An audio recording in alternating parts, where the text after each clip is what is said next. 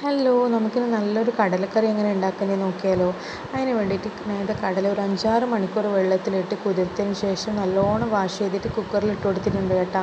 അതിലേക്ക് ചെറിയൊരു സവാള, ഒരു ചെറിയ പൊട്ടാറ്റോ, പച്ചമുളക്, ഒരു ചെറിയ സൈസ് തക്കാളി, 3-4 അല്ലി വെളുത്തുള്ളി, ഒരു തണ്ട് കറിവേപ്പില, ഇത്രയും ഇട്ടിട്ട് ആവശ്യത്തിനുള്ള വെള്ളം കൂടി ഒഴിച്ച് ഇനി അതിലേക്കുള്ള മസാലപ്പൊടികൾ ചേർത്ത് കൊടുക്കാം നമുക്ക് കേട്ടോ. അതിൻ്റെ ആവശ്യത്തിന് ഉപ്പിട്ട് കൊടുത്ത് ഇതിനൊരു 1/4 സ്പൂൺ മഞ്ഞൾപ്പൊടി, ഒരു 3/4 സ്പൂൺ മുളക് പൊടി, 1 സ്പൂൺ മല്ലിപ്പൊടി, ഇത്രയും ഇട്ടിട്ട് ഒരു 7 വിസിലടിച്ചതിന് ശേഷം ഗ്യാസ് ഓഫ് ചെയ്യാം. എന്നിട്ട് ഒരു 10 മിനിറ്റ് അതിൻ്റെ എയർ പോകാൻ വേണ്ടിയിട്ട് റെസ്റ്റ് ചെയ്യണം കേട്ടോ. ഇനി നമുക്ക് തേങ്ങ വറുത്തെടുക്കുക. ഒരു പാൻ എടുത്തിട്ട് അതിലേക്ക് ഒരു 1/4 കപ്പ് തേങ്ങ ഇട്ട് കൊടുക്കുക. 2-3 ചെറിയ ഉള്ളി, കുറച്ച് ഒരു 1/4 സ്പൂൺ വലിയ ജീരകം, കുറച്ച് കറിവേപ്പില എടുത്ത് നല്ലോണം ഒന്ന് വറുത്ത് കൊടുക്കുക.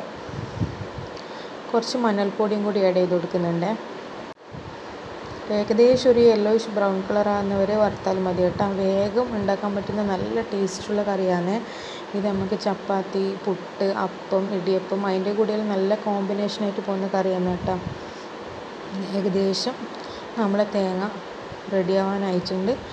ഗ്യാസ് ഓഫ് ചെയ്തിട്ട് അതൊന്ന് ആറിക്കഴിഞ്ഞാൽ നമുക്ക് അരച്ചെടുക്കുക കേട്ടോ. അപ്പോഴത്തേക്ക് നമ്മൾ കടലയെല്ലാം വെന്തിട്ട് വന്നിട്ടുണ്ട്. അത് പൊട്ടറ്റോയിൽ നല്ല സോഫ്റ്റായിട്ട് വെന്തിട്ടുണ്ട്. അത് ഇതുപോലെ ഒന്ന് ഉടച്ചു കൊടുക്കുക. നല്ല കറിക്ക് നല്ല തിക്നെസ് കിട്ടാൻ വേണ്ടിയിട്ടാണ് ഞാനിത് പൊട്ടറ്റോയിലിട്ടിന്.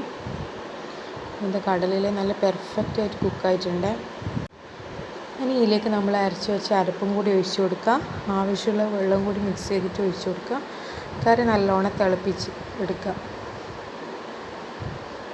നല്ല തിളച്ച് വരുന്ന സമയത്ത് നമുക്ക് കടുക് കാച്ചി ഒഴിക്കുക കേട്ടോ. ഒരു ഫ്രൈ പാനിൽ ഒരു 2 സ്പൂണ് വെളിച്ചെണ്ണ ഒഴിച്ച് കടുകും കറിവേപ്പിലയും ഇട്ട് പൊട്ടിച്ച് ഇതിലേക്ക് ഒഴിച്ച് കൊടുക്കുക കേട്ടോ. അപ്പോൾ ഈ വീഡിയോ ഇഷ്ടമായിരുന്നെങ്കിൽ എല്ലാവരും ലൈക്ക് ചെയ്യുക, ഷെയർ ചെയ്യുക, കമൻറ്റ് ചെയ്യുക, സബ്സ്ക്രൈബ് ചെയ്യുക. എല്ലാവരും ഉണ്ടാക്കി നോക്കിയിട്ട് കമൻറ്റ് ചെയ്യുക കേട്ടോ. അപ്പോൾ അത്രയേ ഉള്ളൂ. ടാറ്റാ.